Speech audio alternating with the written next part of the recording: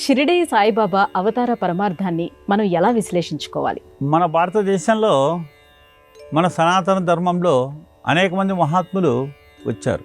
అంటే మన రాఘవేంద్ర స్వామి కావచ్చు, జగద్గురు ఆదిశంకరాచార్య కావచ్చు, రామకృష్ణ పరమహంస కావచ్చు, తుకారాం కావచ్చు, నామదేవ్ కావచ్చు, జ్ఞానదేవ్ కావచ్చు, అనేక మంది మహాత్ములు వచ్చారు.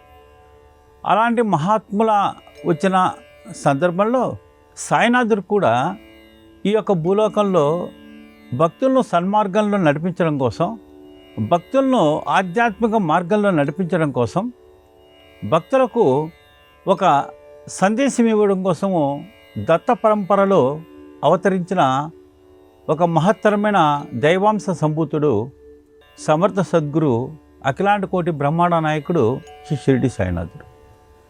సాయినాథుని యొక్క అవతార విశిష్టతతో మనం ఒకసారి ఆలోచిస్తే, వారి యొక్క అనుకువ ఎలాంటిది అంటే, వారి నిరాడంబరత ఎలాంటిది అంటే, మనం ఈరోజు ప్రపంచంలో అనేక మంది మహాత్ములు చూసాం, అనేక మంది సాధు పుంగునులు చూసాం, అనేక మంది పీఠాధిపతులు చూసాం. కానీ బాబా గారి యొక్క నిరాడంబరత అనేది, అలాంటి నిరాడంబరత కలిగిన యోగీశ్వరులు చాలా తక్కువగా మనకు కనిపిస్తారు. రమణ మహర్షి లాంటి వారు ఉండొచ్చు. వారు ప్రతిరోజు కూడా 5 ఇళ్లలో భిక్ష చేసి, ఆ భిక్షలో వచ్చిన పదార్థాన్ని వారొక్కరు తినరు.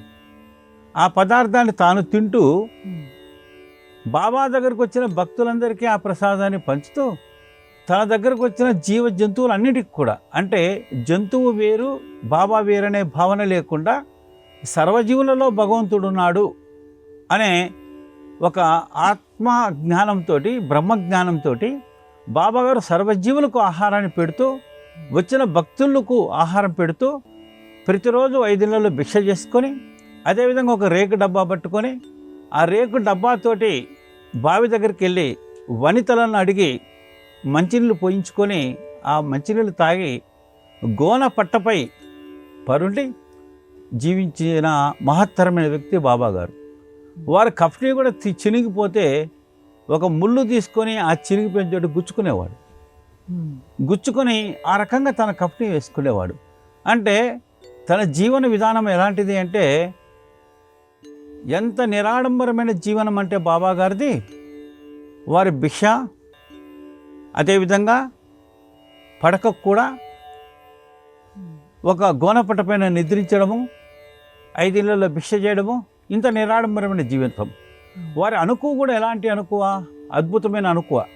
అంటే బాబా గారు సాక్షాత్తు భగవంతుని యొక్క స్వరూపమే. ఎలా అంటే, బాబా జీవిత చరిత్రలోకి వెళ్తే అనేక సందర్భాలు, అనేక అంశాలు మనకు కనపడతాయి. ఒక డాక్టర్కి శ్రీరామచంద్రుడిగా బాబా దర్శనమిచ్చాడు. ఒక నానాసాహెబ్ చందోద్కర్కు శ్రీకృష్ణ పరమాత్ముడిగా దర్శనమిచ్చాడు. ఒక రాధాకృష్ణమాయికి శ్రీకృష్ణ పరమాత్ముడిగా దర్శనమిచ్చాడు. ఒక రేగేకు శ్రీమన్నారాయణుడిగా దర్శనమిచ్చాడు. ఒక మేఘశ్యామునికి పరమశివుడిగా దర్శనమిచ్చాడు. అదేవిధంగా బాలశిల్పికి బాబాగారు దత్తుడిగా దర్శనమిచ్చాడు. ఈ విధంగా అనేక మంది భక్తులకు అనేక రూపాలలో బాబా దర్శనమిచ్చాడు. అంటే సర్వదేవతా స్వరూపుడు అయినప్పటికీ కూడా ఆయన యొక్క అనుకువ, ఆయన నిరాడంబర జీవనం ఎలాంటిది అంటే, ఒక భక్తుడు అహంకారంతో భక్తుడు వస్తే, సాధారణమైన భక్తుడు ఆ సాధారణమైన భక్తుడితో ఏమంటాడు అంటే, నీ దర్శనంతో నేను పునీతునైపోయాను, నీ పాద దర్శనంతో నేను పునీతునేనని చెప్పి బాబా అంటాడు. ఇది సామాన్య భక్తుడితోటి. అది బాబా యొక్క అనుకువ. అలాంటి బాబా గారు ఈ యొక్క సృష్టిలో, అంటే ఈ యొక్క భూలోకంలో మనల్ని సన్మార్గంలో నడిపించడం కోసం, అదేవిధంగా మనల్ని ఆధ్యాత్మికంలో నడిపించడం కోసం అనేక మహిమలు చేస్తూ, అనేక సర్వదేవతా స్వరూపం చూస్తూ, భక్తులకు కోటాను కోట్ల మందికి అనుభవాలు ఇస్తూ, ప్రత్యక్షంగా పరోక్షంగా స్వప్న రూపంలో కోరికలు తీరుస్తూ, ఈ విధంగా మనల్ని సన్మార్గంలో నడిపించడానికి వచ్చిన దత్త అవతారమే శ్రీ షిరిడి సాయినాథ్.